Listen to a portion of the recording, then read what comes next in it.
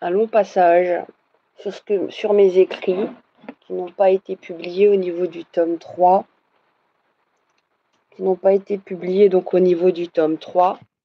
Je ne sais pas si... voilà, mais c'est pour que je me concentre surtout sur la lecture, sur le fichier qui est ouvert en Word. Et donc je vais surtout vous lire et je vais regarder le fichier et vous lire ce que j'ai écrit en 2017-2018. Un long passage parce que bon, je vois beaucoup de choses qui sont dites sur les réseaux sociaux et de part et d'autre. Et j'avais vraiment beaucoup de choses à dire. Parce que je vais pas attendre de le publier, quoi. Je veux dire, je vais le lire et puis c'est tout. Donc, préparez-vous, les chers messieurs, chers musulmans et non musulmans. Donc, les musulmans devraient apprendre par cœur un verset qui devrait être une base. Le verset 135 de la sourate An-Nisa, qui dit ceci.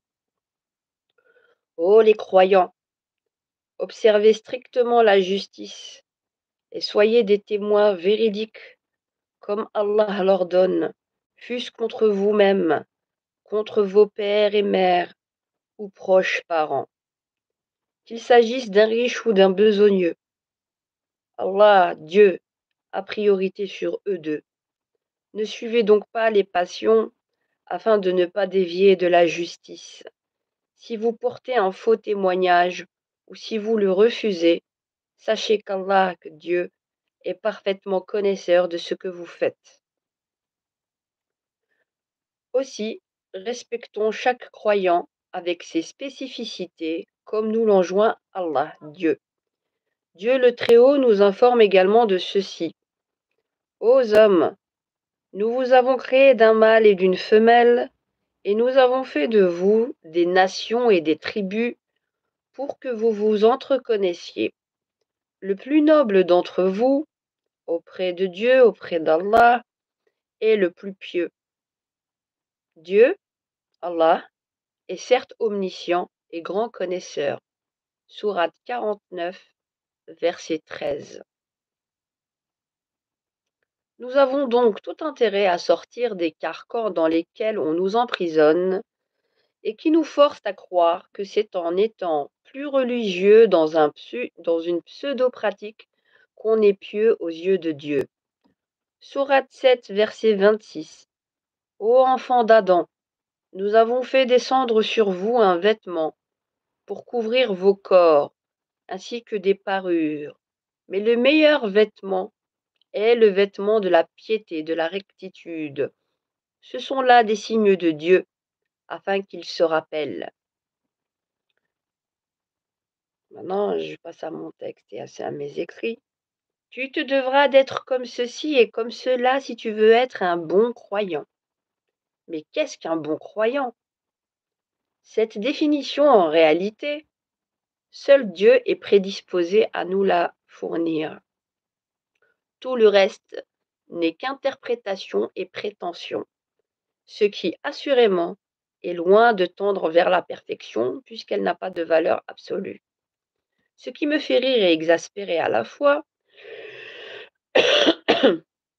ce sont les réponses que certains imams leur apportent lorsqu'elles tentent de partager des idées et de réaliser des actions concrètes auprès de la communauté musulmane dans les mosquées. Celle qui revient le plus souvent de ces imams est la fameuse interrogation. Là, je parle de la condition féminine. Et qu'est-ce qu'en pense ton mari? Point d'interrogation. Alors, je préfère ne même pas leur répondre. Moi, je m'appelle Radia. Je suis une entité à part entière. Il y en a beaucoup qui disent de leur bouche la femme musulmane est libre, mais qui ne l'ont pas encore intégré dans leur logiciel. Intérieurement, je ne cesse de bouillir, et dans ces moments de djihad intérieur, je me laisserai volontiers aller à mes imaginations. Après avoir été confrontée 1 à 2 fois par jour à ce genre de questions, J'imagine leur répondre: «Ma main dans ta gueule, voilà ce que te dit mon mari».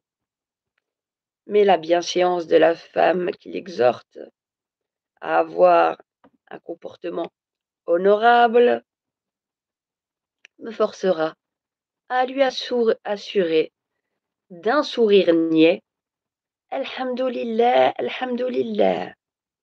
Suite à quoi s'engagera un langage de sourds qui occultera tout ce qui aura été précédemment présenté en termes d'idées, pour finir avec ces recommandations énoncées machinalement, comme si un bouton de magnétophone avait été pressé. Pense à ta famille, occupe-toi de ta maison et de tes enfants.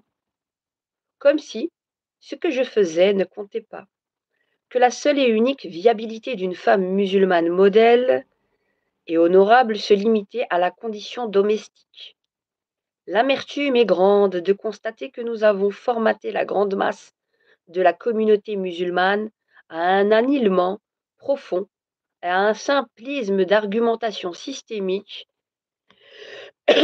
dû à des prêcheurs ayant déversé leurs âneries sous caution d'enseignements islamiques. C'est toujours le même discours auquel je dois faire face, que ce soit avec un homme ou une femme.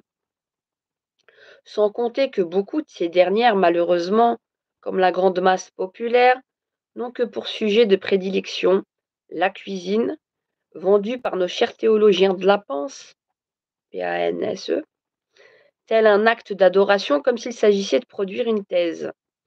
Mon Dieu, qu'elle pourrait en parler pendant des heures entières. Le décalage est profond, mes larmes jamais bien loin. J'en suis arrivée vraiment à douter de ma compréhension et était presque sur le point de consulter des psys. Au final, je me suis rassurée en me disant que c'était eux tous qui avaient tellement un grain parce qu'ils ne doutaient jamais dans leurs bêtises.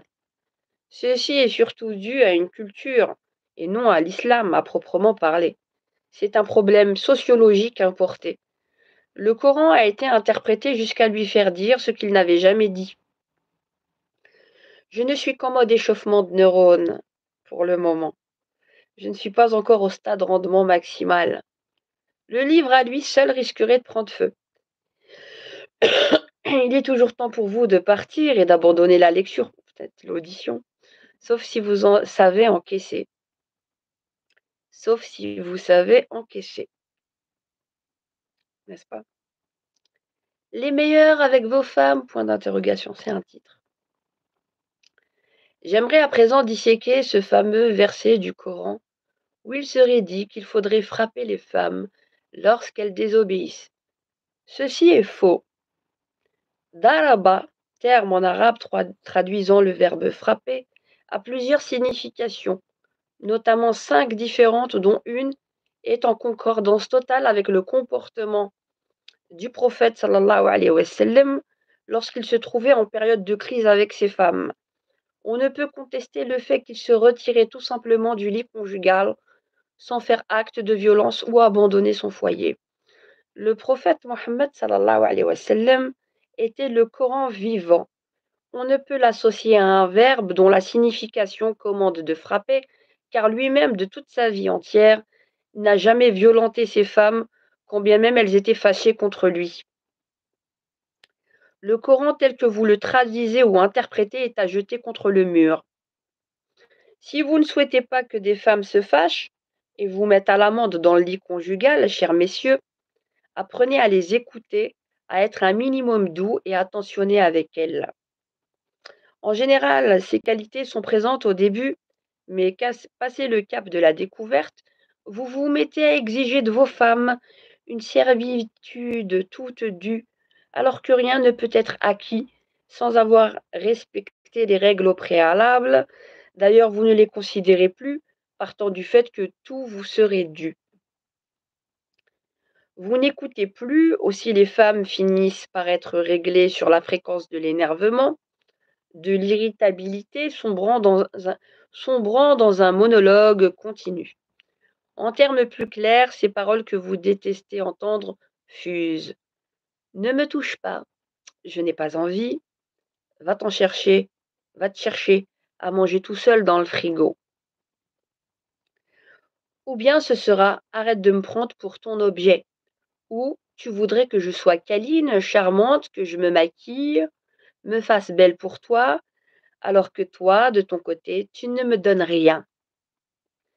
Pour certains, la confrontation avec leur femme se fera dans un vide intersidéral, mais dès lors que le football entre en scène, là les capteurs réagissent. Un seul conseil à leur donner alors: prenez votre balle et couchez avec vos joueurs préférés. Souvent, lorsque les femmes se plaignent, c'est soit à cause du football, soit à cause des copains ou bien de la belle famille. Comment ne pas penser ensuite qu'ils sont tous, du moins inconsciemment, des PD refoulés? Déjà dans les douches des vestiaires des sportifs, tous se mettent à poil, toute honte bue, mais comment cela est-il possible? Est-ce pour renforcer la cohésion de l'équipe et encourager les amitiés fortes? Toutefois, on nous assure que ce comportement est des plus normaux. On pourrait se demander dès lors pourquoi ces phénomènes ne se répètent-ils pas dans les piscines publiques? Même dans ces lieux, si certains cachent le plus possible leurs parties intimes et restent en short au lieu du slip de bain, on finira par leur dire qu'ils se radicalisent. Des signes avant-coureurs qui ne trompent pas dans le diagnostic de la maladie qui touche notre société actuelle, comme si la norme avait toujours été d'être à poil. C'est là que je commence à penser au no man's land, ou mieux, au no brain's land. Messieurs, soyez donc à l'écoute. Manifester son amour par des mots, c'est bien. Par les actes, c'est encore mieux. Et oui, que croyez-vous? C'est donnant-donnant. L'amour, ça se mérite, même si notre cœur nous trahit souvent, nous les femmes. Sinon, que dire de la violence verbale quotidienne, du sarcasme continuel de certains hommes et des insinuations qui tuent à petit feu? Point d'interrogation. Ce sont des questions. Bientôt, le club des divorcés ressemblera à un grand camping. C'est quand même bête d'aller grossir le rang des familles éclatées, juste parce que monsieur choisit de défoncer la porte au lieu de chercher la clé. Ou s'entête à toujours avoir le dessus sur sa femme, au lieu tout simplement de l'écouter et de la comprendre. C'est dans ce sens que les choses doivent couler pour recevoir ce que vous souhaitez de vos femmes.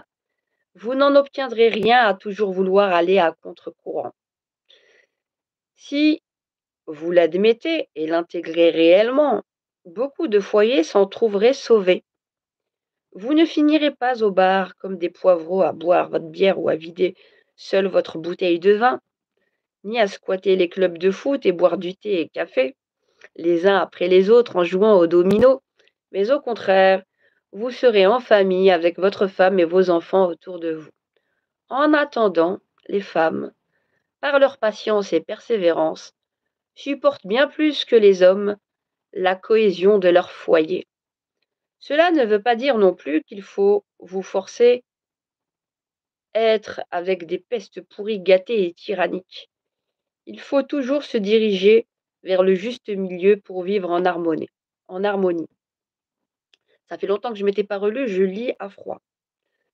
Donc, le prophète Mohammed sallallahu alayhi wa sallam a dit dans un hadith ceci: le meilleur des hommes est celui qui est le meilleur avec sa femme. Et dans un autre, prenez soin des femmes. Il figurait déjà à son époque parmi les plus grands féministes, que ceux qui sont allergiques à ce terme se jettent du haut d'un pont, et était manifestement conscient que la mentalité quraïchite misogyne prenait encore le dessus chez les musulmans. Hélas, 14 siècles après, elle subsiste encore, voire est majoritaire chez nos hommes musulmans. Ne soyez donc plus des quraïchites, mohammedisez-vous, vraiment. Être née femme. Devrais-je maudire mon Seigneur d'être née femme? Devrais-je payer pour les irresponsabilités des autres? Non, vous parlez en son nom pour dominer alors qu'il nous enseigne la liberté. Pour celui qui veut connaître Dieu, c'est très simple. Inutile d'en passer par les imams.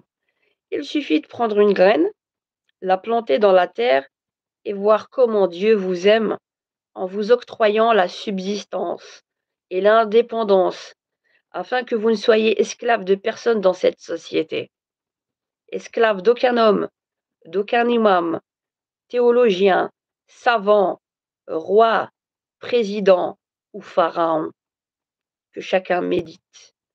Il suffit d'être observateur, pas orateur, de regarder la multitude d'espèces sur Terre, la variété des fruits et légumes existants se trouvant à notre portée, de contempler la beauté des paysages, des montagnes et s'extasier devant un coucher du soleil.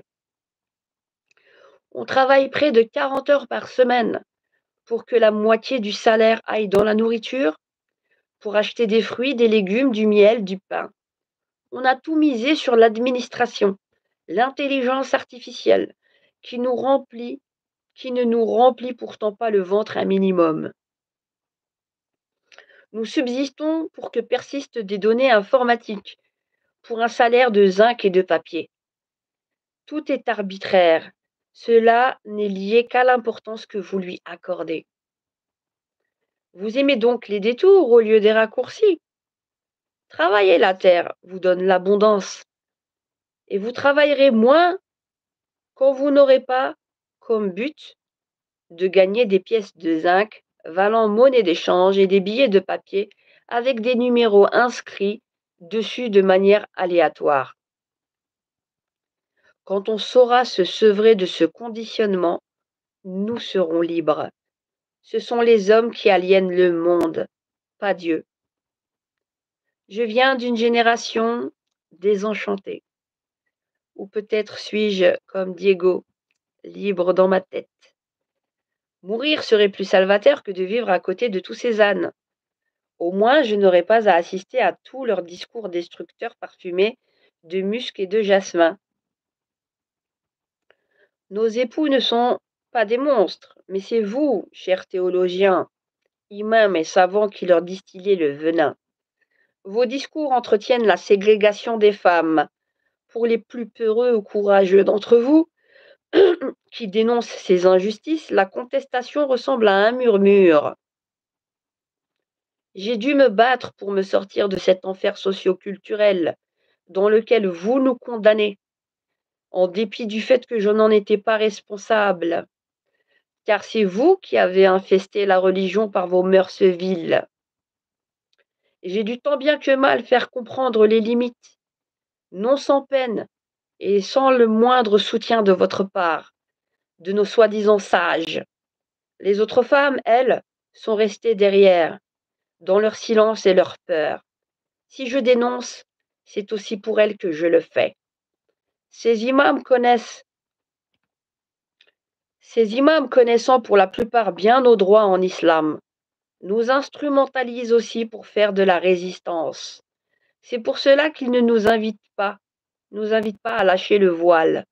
Une bonne tranche d'entre eux préfèrent garder la vérité dans le silence. Aussi, je vous dirai une seule chose, chers imams. Hasbi Allah. On ne fait pas d'omelette sans casser des œufs. Justement, j'en ai beaucoup à casser, ce ne sera pas pour vous faire des gâteaux. Ainsi, ceux qui aiment tant nous préconiser de ne pas rester auprès des forgerons pour ne pas puer le soufre, parlent bien plus souvent qu'ils ne le croient d'eux-mêmes, mais inconsciemment. Vous puez quasiment tous le soufre. Nous sommes contraints de passer au nettoyage et à grande eau. Combien d'hommes sont tentés de parler pour elles? Mais non, elles sont heureuses, nos femmes, nous disent-ils, comme pour nous rassurer. En fait, ils se persuadent bien plus eux-mêmes que nous-mêmes. Il s'agit en réalité de vous donner bonne conscience et de préserver ce que vous avez acquis non pas par la religion, mais de manière injuste, en tordant le cou à la justice divine. Là est la vérité. Ce n'est pas la bonne apparence, les sourires que l'on mesure, ce n'est pas par la bonne apparence, les sourires que l'on mesure le bonheur des gens. On se rend plutôt compte qu'ils sont malheureux lorsqu'ils vous racontent leur renoncement, les espoirs enterrés. Les concessions ne sont bien que lorsqu'elles ne sont pas unilatérales. Le bonheur passe par sa propre émancipation, en acceptant d'être ce que l'on est vraiment. Par moments, dans cette société, il faut oser transgresser les codes pour trouver sa voie. En fait, je ne crois pas que l'on nous laisse vraiment le choix. Si les lecteurs au contact de mes mots se sentent au fond d'eux-mêmes profondément interpellés, ce sera déjà du tout gagné pour moi. Lorsque l'on creuse déjà le fond et que l'on arrive au bout du chemin, on ne peut que remonter. C'est peut-être de là alors qu'émerge le meilleur de nous-mêmes, comme le pire. Lorsque l'on en ose extirper de ses tripes ce que l'on veut dire en faisant abstraction de toutes les conventions. Certes, je me prendrai des pierres, mais qu'est-ce donc à côté des rochers que l'on a dû traîner à notre cou pendant tant d'années, juste parce qu'on est femme? La mémoire des femmes, c'est un autre titre. Chers imams, vous nous dites que tout acte a ses conséquences, et quand bien même nous nous repentirions. Bizarrement, la logique voudrait que vous vous retiriez, après nous avoir débité durant de si longues années tous vos faux discours, mais nous savons que l'occasion est toujours bonne pour vous de nous brandir votre joker. Pourquoi octroyer en ce qui vous concerne un régime d'exception? Se repentir, c'est aussi réparer, nous fera-t-on remarquer. Alors je vous dirai, réparez bien, excellemment bien, et à tous les niveaux. Surtout le mauvais traitement administré aux femmes, injustice continuellement perpétrée jusqu'à ce jour, même si vous prenez soin de bien cacher la poussière sous le tapis. Si j'étais juge, croyez-moi, vous vous feriez tous dessus. Rien que pour tous ces discours iniques, dirigés sans cesse contre nous, je vous emprisonnerai tous sans état d'âme, et c'est à ce moment-là seulement que vous fermerez un minimum vos grandes gueules. Ça vous laissera tout le loisir ensuite pour réfléchir vraiment à ce qu'est capable de faire le sexe faible. Vous croyez que les femmes sont des dindes dépourvues de mémoire, ou on vous a juste laissé un temps de répit, juste ce qu'il faut de temps pour prendre tout le package du container dans la tronche d'un seul trait? Les pains chauds vous brûleront les langues. Vous vous regarderez les uns les autres, en ne comprenant pas ce qui vous arrive, pauvres petits choux innocents, qui crieront alors à l'injustice. L'air ne vous manque jamais. On vous sait toujours prompte à rebondir. Ce n'est pas grave, ça se réglera en haut. Que Dieu vous maudisse aujourd'hui, demain et dans l'au-delà pour toutes vos injustices, votre incivisme envers nos concitoyens et envers les femmes. Vous n'y échapperez pas. Vous n'y échapperez pas. Par vos discours trompeurs, esclavagistes, despotiques, recouverts d'une couche de miel et de sourires, vous nous emprisonnez psychiquement et dans nos vies au quotidien en nous gardant sous tutelle dans nos foyers. Après avoir retourné le cerveau de nos familles, de nos mâles, l'emprisonnement physique a été procédé en toute responsabilité. On en a assez de vous, descendance de Quraysh. Ce jour de la délivrance est bien plus proche que vous ne le pensez. Vous aurez bientôt de quoi faire réfléchir. Vous aurez bientôt de quoi réfléchir en prison. Au fait, juste un conseil concernant les petits papiers de questions adressés à nos imams pseudo-salafs Pokémon. Des fois, avant de les lire, vérifiez-les. Il se peut que les femmes se soient bien essuyées les parties avant de vous les transmettre. On ne sait jamais. Des allumés bien remontés, il y en a bien plus que vous ne le croyez. À côté d'elles, je passerai pour une sainte ou une enfant de cœur. Vous ne nous verrez, vous ne nous verrez ni ne penserez plus jamais comme avant après cela. Il serait donc préférable pour votre santé de donner aux femmes le son et l'image directement dans les mosquées. Que dis-je? Même pas de nous donner, puisque demain, nous vous chasserons à coups de balai. N'allez pas croire qu'on vous laissera faire n'importe quoi de nos enfants. Les aboubous et les oum-oum. Je vous suggère de salafiser mon nom en l'affublant d'une kounia, surnom pieuse. Et vu que vous estimez que je suis une colonisatrice islamiste radicalisée pour certains, pour les plus peureux que l'on surnomme les islamophobes, vous pourrez tout aussi bien m'appeler Radia bint el-Hassan. C'est le nom de mon père, Hassan. Allah yarhamou. Radia bint el-Hassan. Ou plus encore, pour ne pas avoir à prononcer mon prénom, qui serait, selon nos psychopathes musulmans, honteux de rendre public, c'est oublier que le prophète, sallallahu alayhi wa sallam, prononçait le prénom de Aïcha radiallahu sans le moindre problème. Ah non, c'est halal pour un rasoul sallallahu alayhi wa sallam, mais pour les autres non, me préciserait-il. Pour cette fois, ce ne serait donc pas Sunna, Joker. On pourrait aussi penser à m'appeler Bidul, Casimir, ou encore Kaukau, mère cacahuète. Il y a le choix, voyez-vous, ce n'est donc pas dictatorial. Tout, sauf mon prénom. Mon Dieu, la honte sur nous, se scandaliseront nos Bédouins 2.0. Ou bien, comment cela? En plus, cette chose a un prénom de moi. Déploreront ces frustrés et pervers sexuels musulmans. Voilà les cerveaux malades auxquels nous avons affaire, nous les femmes musulmanes. Le pire, c'est que les vieilles reprennent exactement ce que leur ont martelé les sociétés patriarcales. Mais le pire du pire, c'est qu'aujourd'hui, leurs petites filles qui ont eu des diplômes supérieurs se sont laissées convaincre par les mêmes hommes d'hier, au nom du «c'est pour ton bien, ma sœur, toi tu es pure, préserve-toi». Ya Rabbi, mon Dieu, préserve-nous toutes, faibles femmes que nous sommes, de ces catastrophes ambulantes, sans cerveau, qui à longueur de journée déblatèrent pour ne rien dire, et qui s'emploient à nous faire que des marches arrière. Tout tournerait donc de la terre au ciel autour de vos testicules et de votre orgueil, messieurs. Où est le cerveau dans l'affaire? Mais où est-il donc passé? Oui, tout cela est fait pour te complexer, toi, femme musulmane. La meilleure manière de te nier dans ton individualité se déclinera aussi dans tes déterminations avilissantes, comme ce machin chose au loin qui bouge, ce truc qui se dandine, hein, pour parler de toi, cette femme là-bas, etc. Et pourtant, il y en a eu des femmes savantes, mais quasiment tout le temps, on évitera de prononcer leurs noms et prénoms pour ne pas avoir à les apprendre et mieux les effacer de la mémoire des hommes. Qui est venu au monde en premier? L'homme tel que toi ou moi la femme pour te sortir de mon utérus? Qui précède l'autre, ta mère ou toi?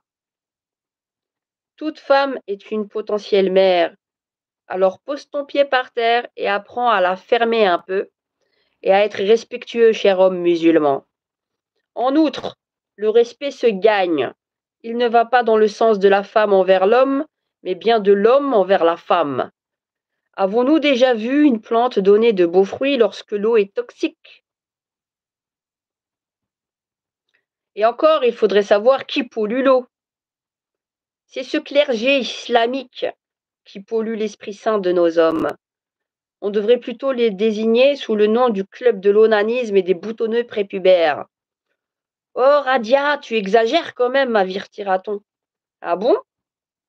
Si je comprends bien, c'est la femme qui souffre et qui, par-dessus le marché, devrait faire allégeance à ces singes, sans jamais les insulter. Oui, je maintiens. Il n'y a pratiquement que des raclures qui parlent au nom de Dieu. Et encore, je suis nuancée. Durant toutes ces années, ces imams et pseudo-savants ont suffisamment chié de leur bouche de sottises et de bassesse envers la femme, que ce soit de manière soft ou hard, c'est kiff-kiff. Et de ce fait, courtoisie de retour oblige, je leur présente moi, la femme mineure, mes salutations avec mon majeur. Mais ça ne va pas la tête, Radia. Tu es musulmane, tu n'as pas le droit de parler ainsi. Ou Tu es une femme de bonne famille, tu n'as pas été éduquée de la sorte. Certes, certes, je vous entends, mesdames. Néanmoins, je me dois d'être cohérente, très chère. Je ne peux dire à tout ce beau monde de retirer leur muselière, et par la suite me priver de dire le fin fond de ma pensée, aussi brute soit-elle. Les gens ont tellement pris peur de révéler ce qu'ils pensent que lorsqu'on leur communique des vérités flagrantes dont ils sont eux-mêmes convaincus, cela choque. Nous avons trop aimé nous leurrer nous-mêmes. Plus besoin de penser tout bas. Il vous faudra tous assumer maintenant ce que vous avez dit sur les femmes lors de vos prêches. Ce n'est que le début. Les trois quarts d'entre vous ne sont que des menteurs. Nos savantes musulmanes, pour revenir plus sérieusement,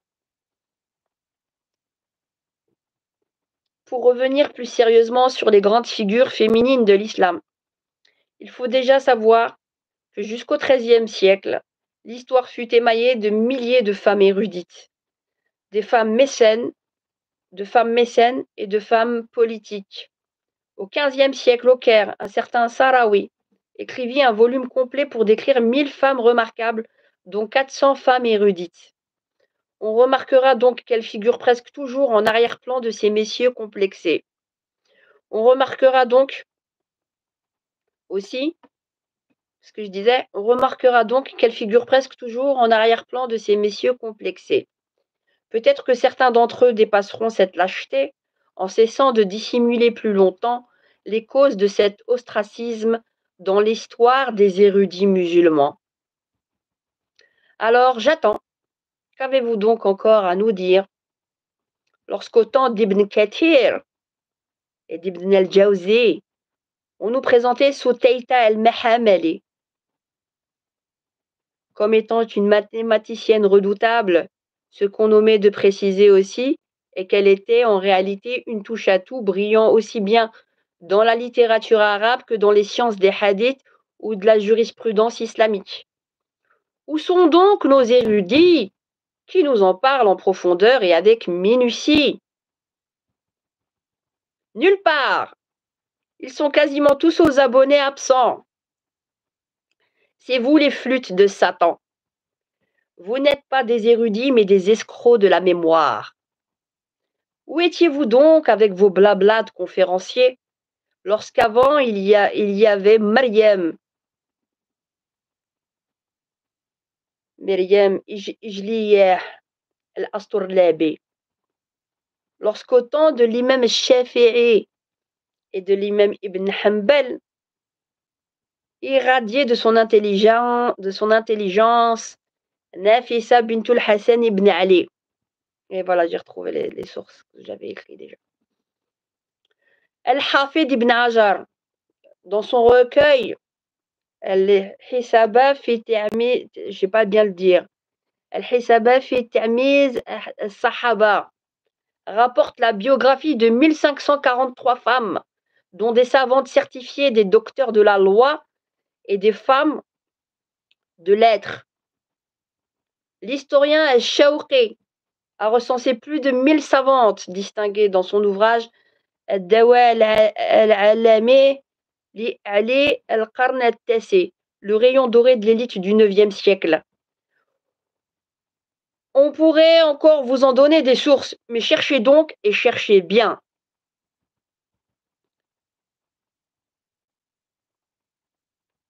Je sais pas si je vais continuer longtemps, j'ai que du 2%. Ah, j'ai sauté. Oui, nous pourrions continuer ainsi pendant des heures. Je suis trop fatiguée de vous entendre. Me voilà lasse de toutes ces raclures. Où étiez-vous donc? Et que nous enseignez-vous à présent? Que faites-vous donc de nos enfants? Et quels sinistres propos leur martelez-vous en tête? Comment, comme nous voyons au grand jour, d'un point de vue dogmatique, les choix que vous avez tous faits, nous ferons également les nôtres de notre côté. À l'avenir, ce ne sera plus à nous de nous taire, mais à vous de faire profil bas, chers imposteurs. Si les femmes sont soumises, ce n'est pas la faute uniquement des hommes, mais des femmes elles-mêmes, qui ne s'instruisent pas suffisamment ou qui se satisfont juste des informations qu'on leur apporte sans mener leurs propres recherches.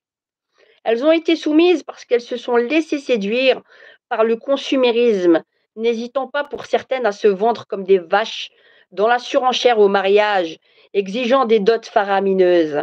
Ou bien ce sont leurs parents qui les mettent en bourse comme au CAC 40, le mariage étant pour beaucoup une finalité en soi au lieu d'être un point de départ. D'autres encore s'illustrent dans la course à la vantardise, la jalousie et les commérages, comme si la violence commise à l'encontre des femmes n'était pas déjà suffisante. Les femmes qui s'appellent quelque chose ou se font appeler par leur prénom de leur mari le font parce qu'on leur a fait croire qu'il était honteux de révéler leur propre prénom, une sorte d'atteinte à l'honneur. C'est du culturel importé. La bêtise humaine a son apogée pour les complexer un maximum. Connaître le prénom de sa femme viserait à jeter la suspicion sur une probable relation adultérine. On voit la tournure d'esprit tordu de certains hommes. L'état civil connaît le prénom de vos femmes. Messieurs, ces gens chargés de l'administration auraient-ils donc couché avec elles? Encore une histoire de coq et d'honneur mal placé. C'est vraiment lamentable et décevant comme niveau. C'est pourquoi ces hommes n'interpellent pas leurs femmes dans la rue par leur prénom. Le sait-on jamais? Prédominant leur pensée folle, puisqu'un homme risquerait de l'entendre et s'amuserait à raconter des bobards sur son compte et en se servant lestement de cette justeuse information. Du vrai Spielberg en somme. Tout tournerait donc autour de vous, messieurs? Allez donc tous vous faire soigner, chers frères. Si j'étais vous, je préférerais divorcer de suite plutôt que de passer mon temps à suspecter ma femme, pour un oui ou pour un non, de la faire chier, de rendre sa vie infernale, de la rendre malade pour rien. J'ai envie de vomir tous ces ânes, que dis-je? Ce n'est même plus le terme approprié, l'animal se sentirait tellement insulté que l'on pourrait prendre de sa part un coup de sabot. Si ce n'était pas haram, interdit dans notre religion, on se suiciderait volontiers pour ne plus avoir à côtoyer tous ces cons.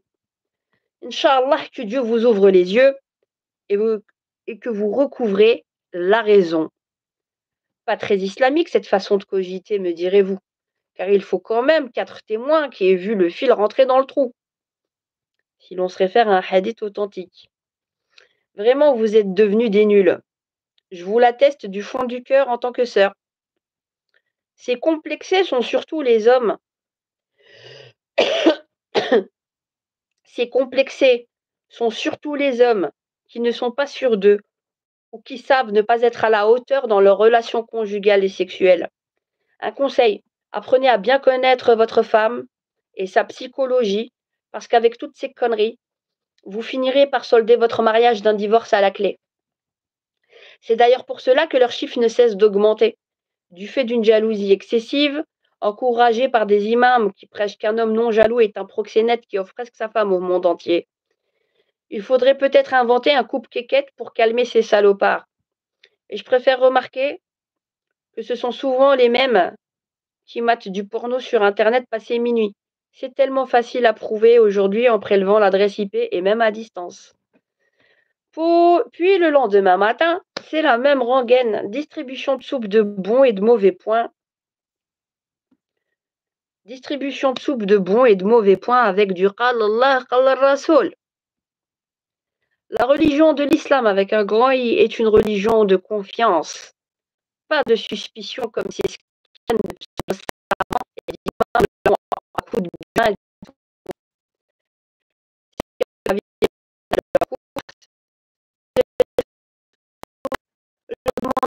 Tour de définir leur source avec un savant homme à l'appui, en essayant de minimiser leurs dires et en tentant de discréditer leur récit lorsqu'il ne va pas dans leur sens. Et même si je donnais une mer entière d'arguments à quelques-uns de ces cuistres, pour ne pas dire la plupart d'entre eux, Leur ego surdimensionné s'en trouverait piqué jusqu'à la moelle, de sorte que nous n'en tirerions que plus d'injustice et des détournements non moins certains de la vérité. Il ne sert plus à rien de perdre son temps et sa santé à tenter de convaincre des sourds qui se confortent dans leur autisme. Il convient de décider par nous-mêmes, nous, les femmes musulmanes, afin de protéger nos enfants de tous ces monstres qui se font passer pour des saints. Nos différents ministres, avec leurs actes préjudiciables, doivent également être mis au pied du mur, tel Monsieur Koengins en Belgique. Les écrits datent de 2017-2018, il faut le recadrer. Nos différents ministres, avec leurs actes préjudiciables, doivent également être mis au pied du mur, tel Monsieur Koengins en Belgique, ministre de l'Injustice, et qui coopère avec l'organe chargé de la gestion du culte musulman en Belgique, tout en occultant et muselant la voix des femmes dans un pays dit démocratique. Tout comme je soulèverai le même problème à messieurs Jean-Pierre Chevènement et Bernard Cazeneuve en France, à se demander qui des femmes et des hommes possède plus le sens du shopping. Il est étonnant tout de même qu'on en vienne toujours à demander à la femme de quelle école elle provient, quel cursus universitaire elle a accompli. On lui dira, pour lui reconnaître un droit à la parole, qu'elle se doit d'avoir suivi principalement des études théologiques bien spécifiques. Le cas échéant, ces savantasses la dénigreront sans aucune vergogne. Par contre, cela nous dérange moins lorsqu'il s'agit de parler d'Ibn Sina ou de Ibn Rushd ou tant d'autres érudits en théologie qui n'étaient pas théologiens à la base. Voyez comme ces hommes aiment le shopping. Aussi, je pose la question: comment pourrais-je avoir cet esprit indépendant de réflexion que me recommande le Coran plus de 50 fois, quand la majeure partie de ces écoles enferme votre esprit dans une doctrine vous exhortant à la soumission, à l'annihilissement de la conscience et de la raison, et et qui plus est occulte l'histoire de nos 10 000 savantes musulmanes? Point d'interrogation. Qui en outre ne délivre que des hadiths reprenant les dires de la gente masculine et ne nous transmettent que les livres de ces derniers de façon générale. Il y en eut de très intègres envers les femmes, mais ils sont loin de briller par leur nombre malheureusement. Je parle des hommes, des savants intègres. Parmi les plus mémorables des livres que l'on nous présente comme seule référence, il y a les écrits de l'Ash'ari, del Ghazali, d'Amiri, al-Kawtari, al-Hamidi, Ibn al-Jawzi, al-Asaqir, al-Qurtubi, al-Suyuti, al-Dabi, Ibn Arabi, etc. Et pour ce qui est des auteurs femmes, nous avons trois petits points, point d'interrogation. Bizarre, bizarre. Même si les noms de ces savantes ne se présentent pas d'emblée aux portes de notre mémoire, ils existent en réalité. Je vous les donnerai un peu plus loin. Elles ont même été leurs professeurs. Étaient-elles incultes pour ne pas écrire des livres, mais assez cultivées pour enseigner aux grands savants? Point d'interrogation. Mystère et boule de gomme. Il faut bien que ces savants sortent du ventre des femmes quand même. Mais dans la lignée, on ne voit que des noms d'hommes. Oui, oui, je sais d'avance que ce que les hommes formulent en chœur, ce que les femmes reprennent ensuite de leurs tuteurs. Ouvrez les guillemets, c'est parce qu'elles ne voulaient pas se mettre en valeur, par pudeur, pour ne pas faire de la fitna, etc. S'il vous plaît, arrêtez tous la chicha. Cela grille les neurones, d'accord? Aussi, le mieux est d'enjoindre les professeurs intègres qui enseignent la théologie musulmane de prendre leur courage à deux mains et de diffuser la vérité dans sa globalité concernant les savantes musulmanes. Je leur demanderai d'arrêter de les survoler ou de les occulter, et cesser aussi de n'émettre que des bribes de vérité, n'ayant pour tout mérite que de conditionner des générations entières à devenir totalement déséquilibrées dans leurs relations vis-à-vis des femmes. Tout le monde aura des comptes à rendre. tôt ou tard. Plus vous tarderez et plus le poids de la responsabilité sera lourd. Il n'y a aucune solo il n'y a aucune solidarité à avoir avec le mensonge, fut-il proclamé par des amis. Le parti pris des exégètes musulmans se démontre aisément lorsqu'ils traitent de la provenance des hadiths. Parmi les authentiques et les très fiables, l'imam ad-Dahabi a attesté qu'il n'en avait jamais vu qui ait été transmis par des femmes qui n'aient été des hadiths aussi fiables. Donc, dans la chaîne de transmission, pourquoi devons-nous systématiquement mettre le pointeur sur les noms d'hommes pour accéder au corps du message que nous aurait transmis le prophète sallallahu alayhi wa sallam? Là, j'avais fait un schéma, voilà, et on occulte le nom des femmes qui ont transmis les hadiths. L'entretien de la misogynie dans l'enseignement passe par ce vecteur. Alors, comment nous en sortir quand toutes les librairies donnant pignon sur rue Quand dans toutes les librairies donnant pignon sur rue, on ne trouve que des ouvrages religieux faisant l'apologie de la misogynie?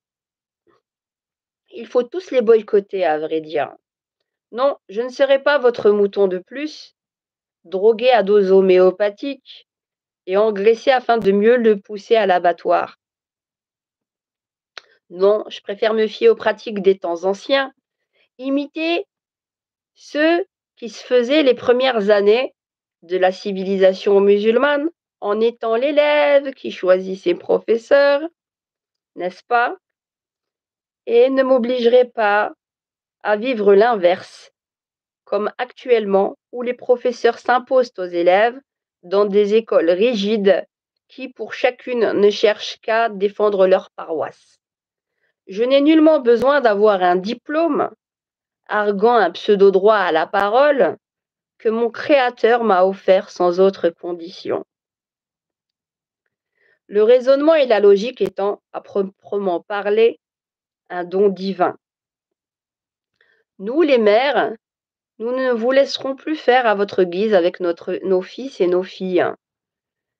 Que les imams s'étant amusés à proférer tant de bêtises, il y a tant d'années de cela, et jusqu'à aujourd'hui encore, aient la décence de s'excuser publiquement de leurs erreurs, eux qui ont retourné le cerveau de nos enfants.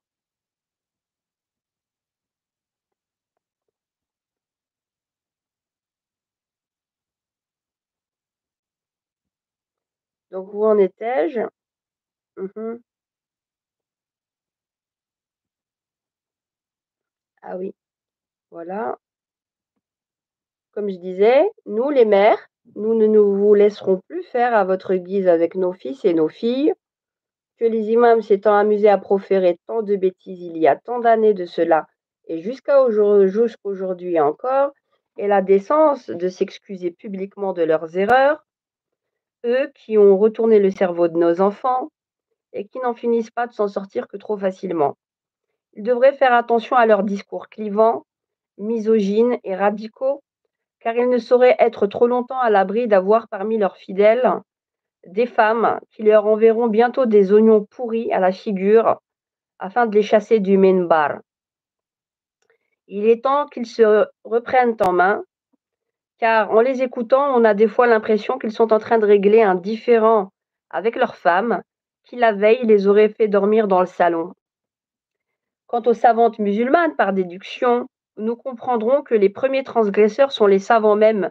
Une minorité étant très intègre, nous prouve bel et bien de leur existence et de leur existence venant à prêcher dans la mosquée du prophète sallallahu alayhi wa sallam. Comment se fait-il donc qu'aujourd'hui, dans les mosquées, et encore plus celles du prophète sallallahu alayhi wa sallam, aucune femme ne prend la parole devant les hommes? Nos savantes musulmanes étaient-elles égarées? Ah oui, la voix de la femme est aura, est cela. Les gens ne réfléchissent plus en se posant les bonnes questions. Et il me semble. Qui a décrété qu'il fallait rester dans le cadre des 4 écoles? Aurais-je droit de suivre le madhab, école juridique de Aïcha radiallahu anha? Ou bien faudrait-il suivre le madhab des hommes comme référentiel? Impossible. Aïcha radhiyallahu anha, n'avait-elle pas fait sa propre école? Sa propre école? Ces écoles-là avaient le mérite de se poser des questions et d'exister en leur temps. Mais qui nous demande de les recopier dans la méthodologie quant au texte? Comment se fait-il que l'on mette des hadiths de l'imam Bukhari et Muslim en lumière et d'autres que l'on cache sciemment et qui prouvent en détail la présence des femmes à tous les niveaux?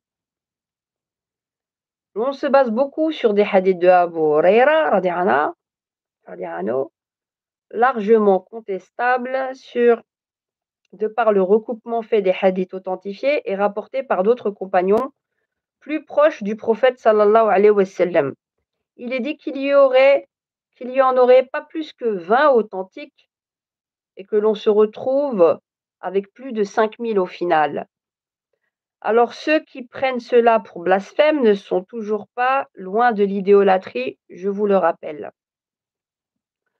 Je n'irai pas jusqu'à dire qu'il existe uniquement 20 hadiths authentiques, n'ayant pas encore vérifié, n'ayant pas encore bien vérifié, comme il le faudrait selon moi, mais il n'y a certainement pas 5000, ni 3000, ni même 2000. Pourquoi donc et quelle preuve ai-je, me direz-vous?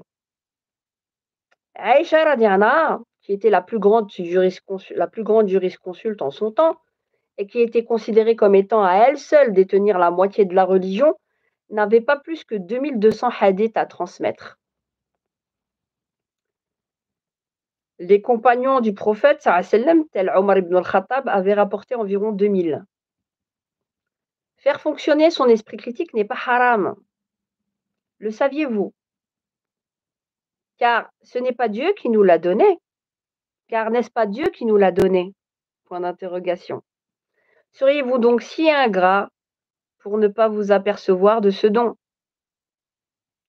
Alors, le fameux hadith sur la femme qui dit que la femme sortirait d'une côte courbée, ce n'est donc pas vrai.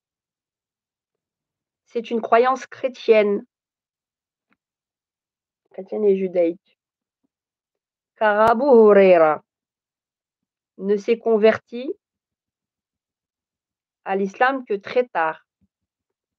Nous avons par contre le hadith où Ka'b dit qu'Abu Huraira connaît la Torah par cœur. Par contre, au niveau du Coran, nous savons que l'homme et la femme sont sortis d'une âme commune et dupliquée. Nafs wahida. On parlait de la division cellulaire à l'époque. Mais bon, ça c'est un petit bémol. Ce verset relève l'égalité entre l'homme et la femme, et il y en a une vingtaine relatant l'égalité dans le Coran. Je vous dis, je vous relis à froid. Il y a des tournures de phrases que je dois réarranger peut-être. Mais... La traduction du Coran comme des hadiths est un enjeu majeur quant à sa bonne relecture. Polygamie et hédonisme. Ah là, accrochez-vous musulmans parce que ça va être dur pour beaucoup là. Polygamie et hédonisme. De manière tout aussi paradoxale, nous constatons parmi les hommes et femmes non musulmans, combattant la polygamie comme infâme en soi, une quantité non négligeable qui feint ne pas s'adonner à l'adultère et à l'hédonisme en tout genre, de sorte que les spots publicitaires tels Glindin, Mythique, etc. vivent de beaux jours. C'est vraiment pousser le cynisme à son paroxysme, de quoi pouffer de rire. La polygamie ne fait nullement partie du dogme islamique et encore moins de la foi monothéiste. Rares sont ceux qui l'intègrent lors du passage à l'acte. Le prophète Mohammed a d'ailleurs été monogame pendant 25 ans, dans une période où l'anarchie était à son paroxysme. Il était avec une veuve, plus âgée que lui de 15 ans, mère de 3 enfants. Son prénom était Khadija. On présente souvent la Vierge Aïcha comme sa préférée, mais c'est une fausse légende.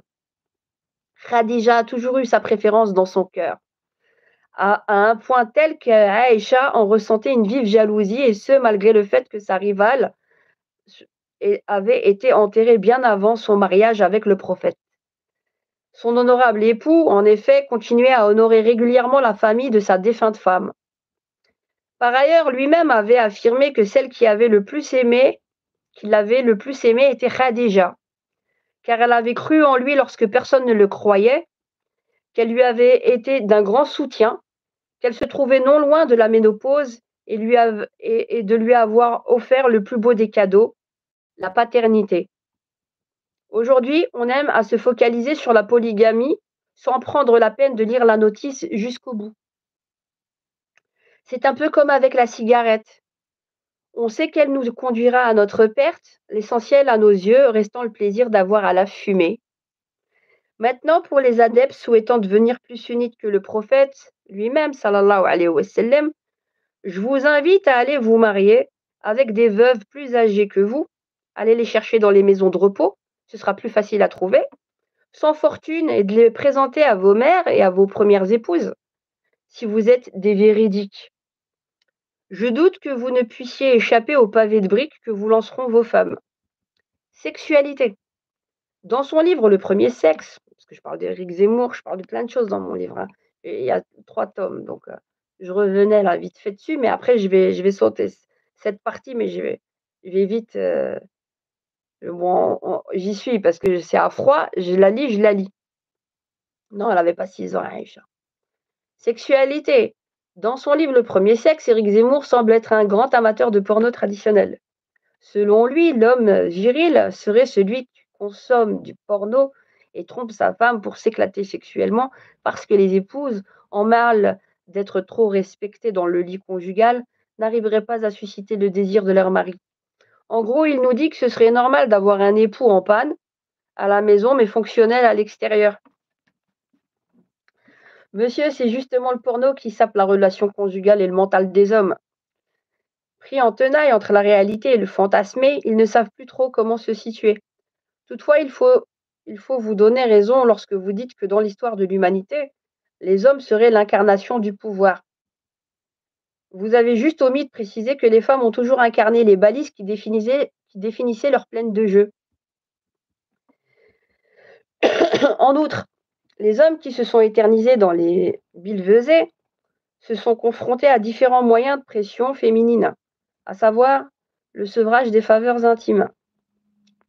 Selon les préceptes de l'islam, la femme est un bijou, un être humain avec une âme et un cerveau. Elle n'est pas qu'un sexe. L'aspect sexuel dans la religion a été pris en compte. Il est loin d'être ostracisé dans les hadiths qui font bien mention du droit de la femme à s'épanouir sexuellement dans son couple. Il n'y a aucun tabou. Les recommandations du prophète sallallahu alayhi wa sallam, qui a pris en considération la psychologie féminine, sont très claires. D'ailleurs, l'homme qui n'use pas de douceur, de patience et de tendresse envers sa femme, de manière à ce qu'elle puisse jouir, est considéré comme un animal, un avare et un pécheur, car il advient de ces rapports non concluants qu'elle ne baisse plus le regard. La faute finit par lui incomber pleinement. Si l'homme ne remplit pas son devoir correctement, et s'il a tendance à bâcler l'acte pour satisfaire son seul plaisir, la femme est en mesure de demander le divorce. Ce sont nos psychopathes nombrilistes qui font office de savants et d'imams soi-disant prudes qui ont tout compliqué. Ils s'imaginent que tout tourne autour de leur personne, de l'homme en général. C'est évidemment faux. Mais tant que nous laisserons les hommes monopoliser les prêches, l'enseignement théologique islamique et la direction des congrégations musulmanes, ils feront des jeunes hommes de véritables catastrophes. C'est une évidence palpable.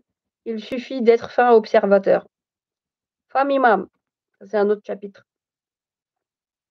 La véritable histoire des femmes érudites est donc occultée. Si nul n'élève un peu plus la voix, le mensonge nous ensevelira. Que dis-je? Il n'a fait que cela depuis. Il n'a fait que cela depuis des siècles. Ces hommes ont cru qu'étouffer la voix des musulmanes, en les ostracisant de leur réel rôle pour garder le pouvoir, les enterrerait à jamais. Mais ils ont tous fait de mauvais calculs. Tel un volcan immergé sous les eaux, longtemps en sommeil, nous inondant un beau jour de sa lave brûlante, défigurant tout sur son passage à la surface de la terre, et ne laissant place qu'à la seule évidence nous touchant tous de plein fouet. La vérité émergera toujours, tôt ou tard, des profondeurs de la terre et de l'histoire. Or, dans l'histoire de l'islam, des femmes imams, des femmes exégètes, érudites en tout genre se comptent à l'appel et ont toujours existé. Elles ne se sont simplement pas trouvées dans les bons angles et n'avaient, selon ces faux dévots d'Allah, pas le bon sexe pour la prise de lumière. On trouvera toujours des dénégateurs et des ignorants qui invalideront le fait Waraka, femme brillante et érudite de la première année de l'Hégire, a dirigé la prière de tout un village avec l'accord du messager sallallahu alayhi wa sallam. Ils déformeront la vérité en affirmant qu'elle ne guida la prière des femmes qu'à l'intérieur de sa maison, lui attribuant de ce fait un rôle mineur. Pour couvrir l'énormité de leur imposture, ils trafiquent la vérité à leur guise, lâchant le fait indéniable que parmi les pratiquantes, il y avait leurs esclaves, des hommes non affranchis et certains eunuques, dont le statut était loin d'être équivalent à celui des hommes honorables qui marchaient dans le sillage du prophète sallallahu alayhi wa sallam. Mauvaise foi quand tu nous tiens. Pour notre plus grand bonheur, elle, pardon, pour notre plus grand bonheur, elle est d'une telle grandeur, puisque, dans leur tromperie, ils mettent de côté ce pourquoi le Coran fut justement révélé, à savoir établir plus d'équité sur terre, affranchir les esclaves afin qu'ils puissent jouir du statut d'homme libre. Bilal en est l'exemple par excellence. Alors quels sont donc ces serpents qui aiment se mordre la queue? Toujours autour de l'imama des femmes, on y dira que des savants se sont penchés sur la question et que même des avis favorables, entre guillemets, qui varient en fonction des uns et des autres, furent donnés.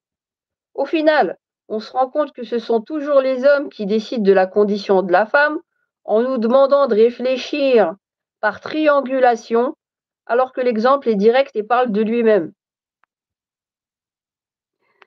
On nous certifiera également que la femme ne peut gouverner même si elle est de notoriété publique, que les hadiths ne peuvent contester les sourates du Coran. Comment se fait-il donc que le Coran évoque Belqis, connue sous le nom aussi de reine de Saba, dans la sourate Les fourmis? Point d'interrogation. Ce fut une souveraine s'étant convertie en se rendant chez le roi Salomon. Par la suite, est-elle devenue, une fois musulmane, moins souveraine, moins apte à commander? Point d'interrogation. Au marché, au temps de Omar ibn al-Khattab, qui était jugé chargé de trancher les affaires courantes, si ce n'est une femme du nom de, je vous laisse deviner. Nous comprendrons par déduction que nous n'avons pas suivi la véritable religion islamique, mais celle des Arabes hypocrites ayant dévoyé le message originel. Inutile de vous évertuer à déterminer la vérité à l'aune de l'exégèse du Coran, comme le font la plupart de nos savants misogynes. La réflexion de l'époque n'invalidera jamais les sourates du Coran dans sa réalité historique et encore moins les traces de l'histoire. Le Coran lui-même ne parle nullement du genre de l'imam. Cependant, nous savons que les plus compétents en mémorisation et récitation seront aux honneurs de guider les prières. Si certains croient qu'on ne peut comparer notre situation actuelle au contexte historique d'un Médine en guerre, il n'empêche que nous nous trouvons face à la narration d'un véritable fait historique dans le Coran. Livre saint qui, je vous le rappelle, est transgénérationnel.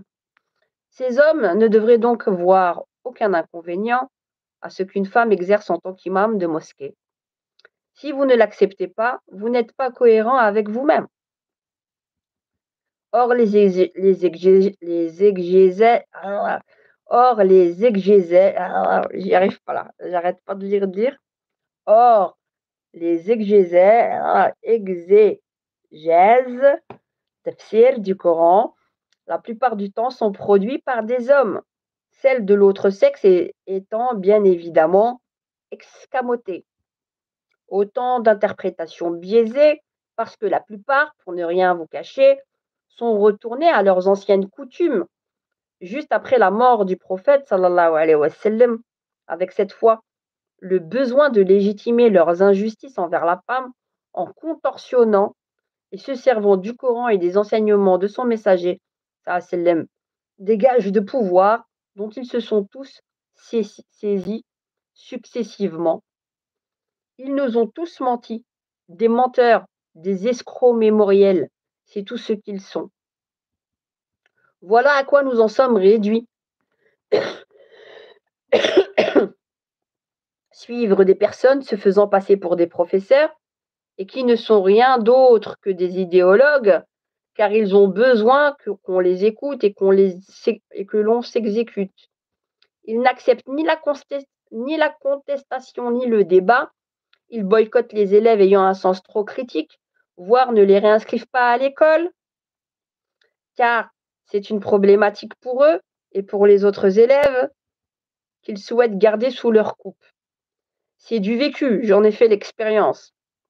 Ils ne sont pas tous pourris et misogynes, mais il y a néanmoins une bonne proportion qui cherche à faire la loi. Et oui, je sais, encore un mythe brisé. C'est dur à lire ou à vous le dire. Mais n'oubliez pas, il n'y a aucune question ni remise en cause interdite, car la censure n'existe pas en islam. L'islam avec un grand I, hein, pas l'islam des phallus. Et encore moins dans le Coran, car celui-ci même nous met en garde contre le discours de ces dénégateurs. Ce qu'en ont fait les musulmans en son nom est une autre histoire. Figer les enseignements du Coran en le coulant dans le moule des histoires de l'histoire, ceci pour en faire un canon dogmatique et pure invention et trahison du message avec un grand M. Ne pas faire des relectures et ne rien remettre en cause, c'est suivre aveuglément.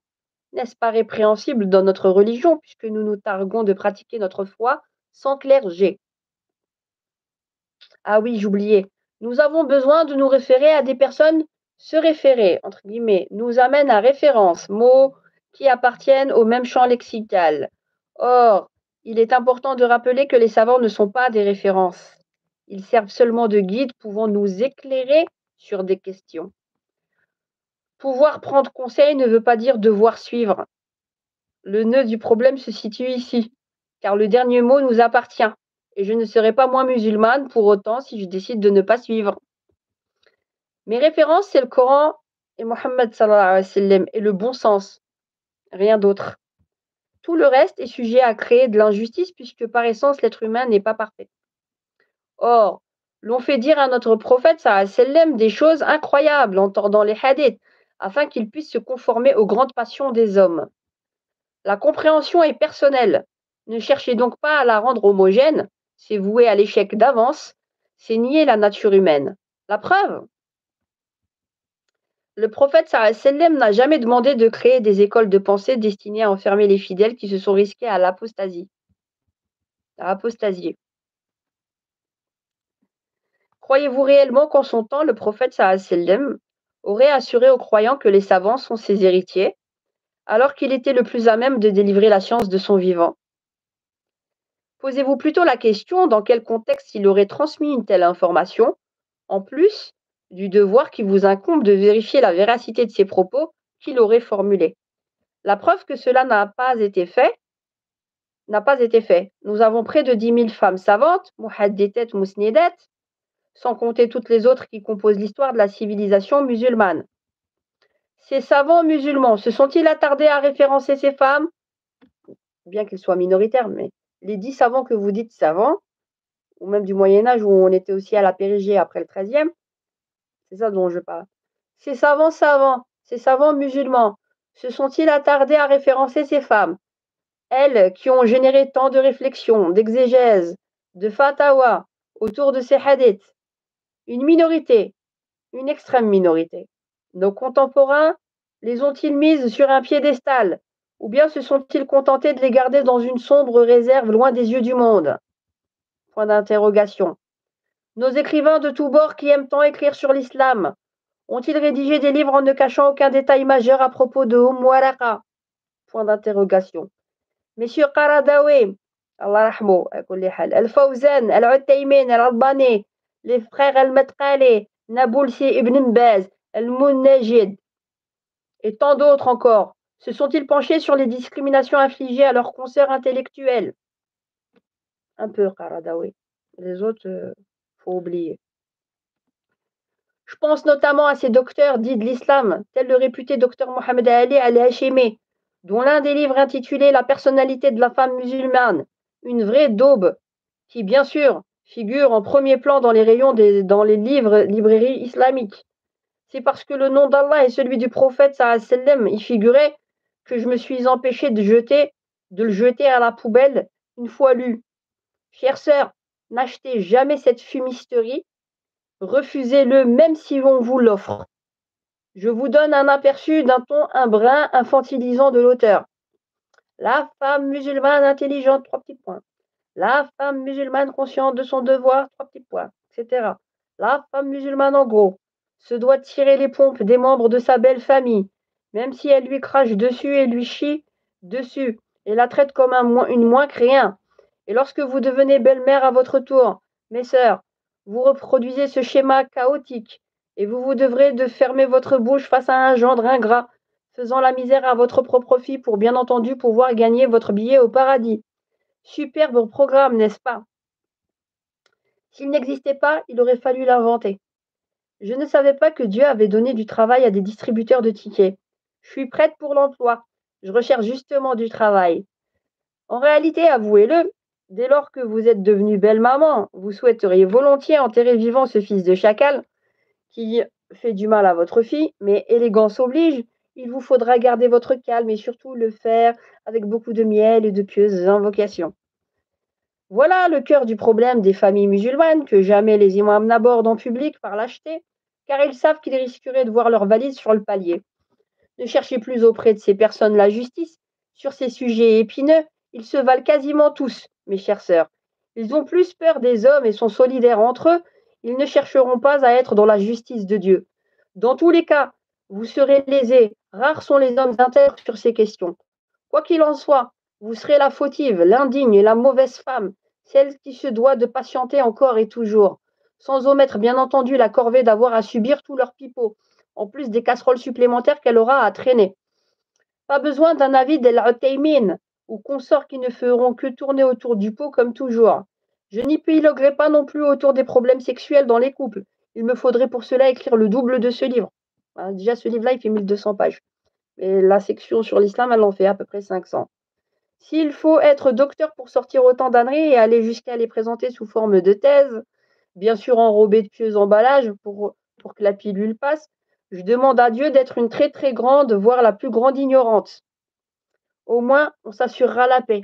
Bon, je m'arrête parce que quand même, si je devais tout vous lire, je crois que vous n'allez pas dormir. Vous ne dormirez pas. Ça, c'est Dilbeb, nouvelle mode. J'ai plein de choses. L'âge de Aïcha. On va parce que j'étais venue à la base pour l'âge de Aïcha. Je voyais plein de posts sur l'âge de Aïcha. L'âge de Aïcha. Radiana. Simple question mathématique. Abu Bakr as-Siddiq est père de Esma. Abu Bakr as-Siddiq est aussi le père de Aïcha et de Abdurrahman, ainsi qu'époux de Zaynab, de son vrai nom, surnommé Rumman. Êtes-vous bon en maths? Là est toute la question. Je ferai une vidéo spéciale sur ça pour pas faire la vidéo trop longue parce qu'il est déjà ça fait déjà 1h15. On s'arrête peut-être ici ou bien on fait la suite. Je vois qu'il y a des personnes. Je vais faire la suite, je vais faire tout d'un trait peut-être. Donc dans un premier temps, j'avais fait un tableau dans mon livre. Voilà, concernant la naissance des intéressés. On va analyser plus clairement les choses avec leur explication. Donc le tableau. Donc l'année, j'ai fait donc un tableau. Il faut que j'arrive à me... Ouais, ce tableau-là. Okay. Alors, en 595, 595 de l'ère chrétienne, Abou Bakr avait 22 ans. Au temps de la révélation, en 610, Abou Bakr as-Siddiq, il avait 37 ans. Jusque-là, vous suivez. Et il est mort à 55 ans en 628.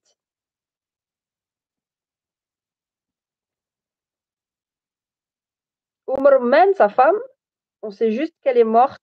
J'avais pas encore rempli le tableau. Par contre, Asma, elle, Voilà, c'était la naissance de Esma en 595 quand Abu Bakr as-Siddiq, il avait 22 ans, de sa première femme. C'est ça. Asma, c'est la demi-sœur de Aïcha. Asma, lors de la révélation, en 610, elle avait 15 ans. Elle avait 15 ans. En 614, donc elle avait, voilà. Donc on arrive en 614, elle avait 19 ans. Il faudrait que je vous montre le tableau parce que sinon. Aïcha, elle avait le petit frère. Son petit frère, c'était Abdurrahman. Abdurrahman est né en 614. En 622 de l'Hégire, au temps de l'Hégire, 622, hein, c'était l'Hégire. En 622, c'était l'Hégire. 622, c'était l'Hégire. C'était donc la première année de l'Hégire. Donc Abdurrahman, le petit frère de Aïcha, il avait 8 ans. Asma, elle en avait 27. Vous entendez? Et on sait que, je ne dis pas des bêtises, donc je vais chercher, parce que le tableau, je l'ai mal fait. Donc, mais je sais tout prouver. Donc, Aïcha, elle a vécu 50 ans après la mort de sa mère Rumman. Faut le savoir ça. Aïcha, la femme du prophète, Aïcha radhiyallahu anha, elle a vécu 50 ans après la mort de sa mère Rumman. On sait que le prophète, sallam, s'est marié avec Khadija, qui était une veuve et femme active. On sait aussi que le prophète avait 25 ans et elle en avait 40 lorsqu'ils se marièrent. Je dis des bêtises. Quelque part, j'ai dit qu'il y avait 25 ans de différence, il y avait 15 ans de différence. Faut que je me rectifie. Il a été monogame jusqu'à sa mort. Khadija est morte en 620. Khadija, elle est morte en 620. Aïcha fut la troisième épouse de Mohammed sallallahu alayhi wa sallam parce que avant il s'était marié avec une autre veuve qui s'appelle Saouda, qui était une dame âgée et c'était une dame âgée elle aussi et très intelligente. Il est donc clair que le mariage n'ait pu se contracter qu'après 620 à la mort de Khadija. Vous êtes d'accord? On fait des maths. En 614, la sourate de la lune fut révélée 8 ans avant l'hégire. Un récit dit de Aïcha qui relate qu'elle se souvenait lorsqu'elle était Jariya. En arabe, ça signifie une jeune fille. Et Sibiya, en arabe, ça veut dire enfant. Jariya, ça veut dire jeune fille, adolescente. Et Sibiya, ça veut dire enfant. Elle était donc une adolescente et elle ne pouvait donc avoir 10 ans de moins. Je sais qu'elle peut avoir 10 ans de moins, mais voilà. Je pars du principe que cette donnée qu'elle a 10 ans de différence avec Esma, genre entre guillemets, on la met à la poubelle pour l'instant. D'accord? Donc, elle était donc une adolescente, elle ne pouvait donc avoir 10 ans de moins que Asma, qui en avait 19 en 614. Faut que je vous montre le tableau pour que vous compreniez bien. Les adolescents en dessous de 15 ans n'allaient pas pour aider et soigner sur le champ de bataille, alors que Aïcha, elle est partie sur le champ de bataille. Ce qui veut dire qu'une adolescente a un âge pouvant être compris entre 12 et 15 ans. Si Aïcha avait 12 ans en 614, en 622, elle avait logiquement 20 ans. Quoi qu'il en soit, quand bien même elle en aurait eu 9 en 614, elle ne pouvait pas être mariée avec Rasulullah sallam à 9 ans, parce qu'elle aurait à 614, puisque Khadija, elle est morte en 620. C'est pas possible. Vous comprenez? Quoi qu'il en soit, quand bien même elle aurait eu 9 ans en 614, en respectant donc la différence à 10 ans avec Asma, relaté dans un hadith dit authentique. Aïcha aurait donc eu 17 ans lorsqu'elle rentra dans la demeure du prophète sallam. Si cela ne tenait qu'à moi, les livres nous écrivant que Aïcha avait entre 6 et 9 ans, en entrant chez le prophète, devraient être brûlés. Bon, je m'arrête. Je vous montrerai le tableau et vous comprendrez. D'accord? Voilà, grosso modo. Et on sait sourcer nos il y a pas de problème. Bon, bonne méditation les amis et à bientôt.